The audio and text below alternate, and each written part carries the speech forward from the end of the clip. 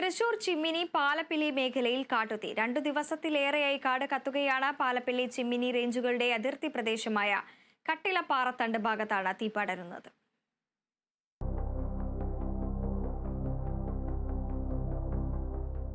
ചിമ്മിനി പാലപ്പള്ളി റേഞ്ചിൽപ്പെട്ട വനത്തിലാണ് തീ പടരുന്നത്.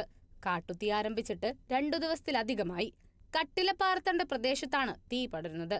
ഇരു റേഞ്ചുകളിലെയും വനപാലകർ തീയണയ്ക്കാൻ തീവ്രശ്രമം നടത്തുന്നുണ്ട്. വൈകാതെ തീയണയ്ക്കാൻ കഴിയുമെന്ന് പ്രതീക്ഷിക്കുന്നതായി ഉദ്യോഗസ്ഥർ അറിയിച്ചു.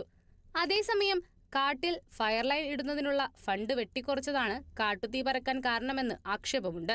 മുൻ വർഷങ്ങളിൽ 2 ലക്ഷം രൂപയുണ്ടായിരുന്നത് 1 ലക്ഷം രൂപയാക്കി വെട്ടിക്കുറച്ചു. കഴിഞ്ഞ വർഷത്തെ ജോലികൾക്കുള്ള പണം കുടിശ്ശികയുണ്ടെന്നും മുൻ ഫയർലൈൻ ജോലിക്കാർ പറയുന്നു.